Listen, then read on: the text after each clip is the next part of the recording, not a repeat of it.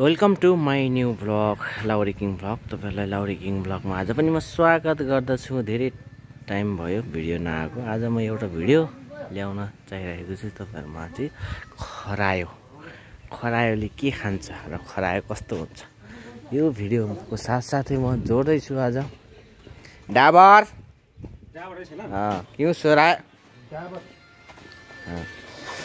हाम्रो मोमो घर पल्टनको लाउरको मोमो घर मोमो। ओ माई गड हजुर तपाईँ मोमो बनाउनुहुन्छ दिनको आम्दानी गर्नुहुन्छ प्लिज बताइदिनु होला। अब दिनको आम्दानी त यहाँ के छैन है, टाइम पास गरिरहेको छु। यहाँ जति पनि गेस्ट आउँछ अरू पाउँछ त्यसलाई मात्रै खिलाइरहेको छु भाइ है।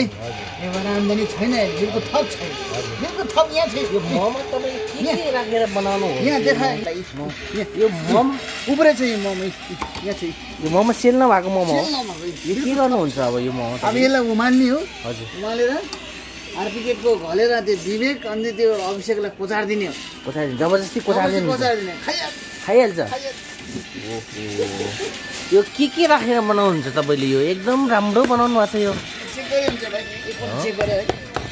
तपाईँ यसमा चिकन मटन केही हाल्नुभएको छ? चिकनको अलिअलि बास्ना छ भाइ, बास्ना मात्रै हो।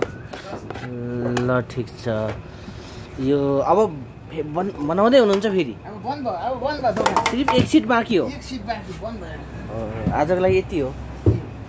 ल तपाईँको मोमो एकदम फलोस फक्रियोस् एकदम फुलुट नै। आज तपाईँहरूलाई विषयवस्तुतिर जाउँ। आज खरायो देखाउने वाला छु म। खरायो कागतीको बोट, नेपालमा कागती, यहाँ निम्बुको बोट। पानी पाएको छैन अहिले, म पानी हालिदिन्छु यसलाई। ल हेर्नु भागेको खरायो, सबै भागेको छ त।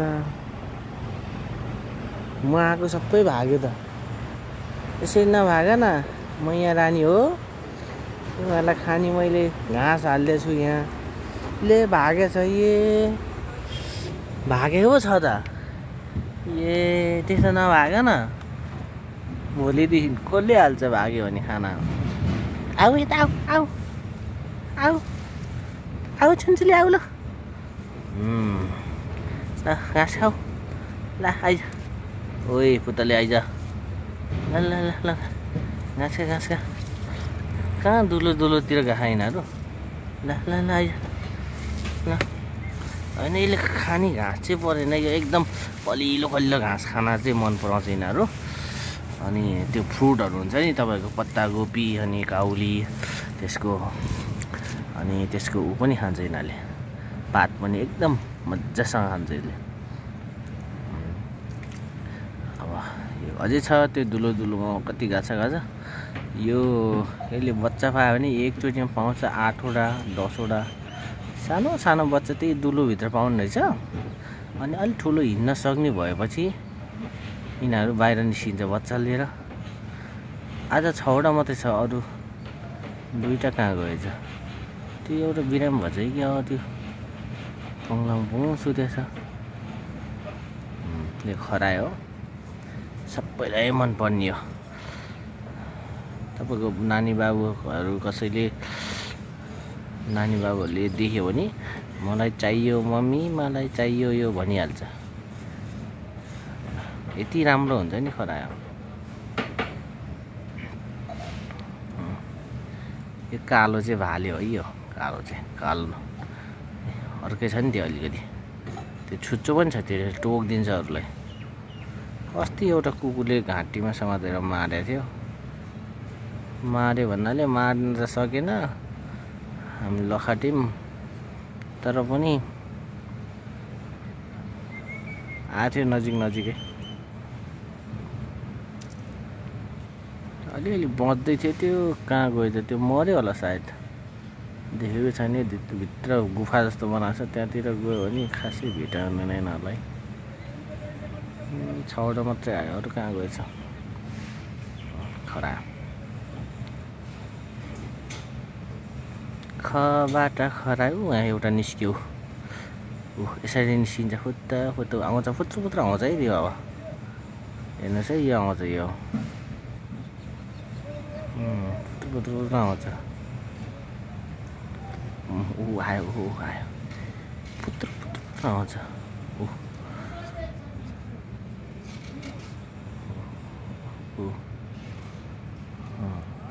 यिनीहरू बिहानै छोडिदिन्छौँ, बिहान छोडेपछि बाहिर जान्छन्, यताउता डुलेर मान्छेहरू देखिने यो फुर्र आइहाल्छन्।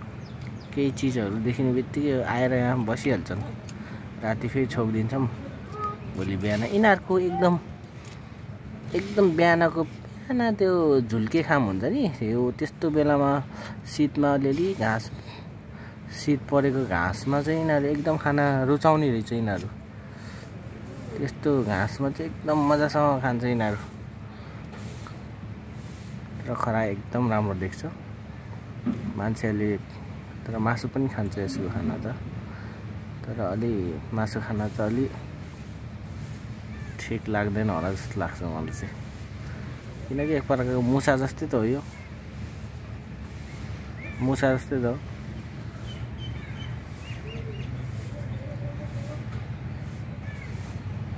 हजुर पनि घरमा दुईटा ल्याएर यस्तो सानो यस्तो खोर बनाएर पाल्नुभयो भने एकदम घरको सो चाहिँ हुन्छ है।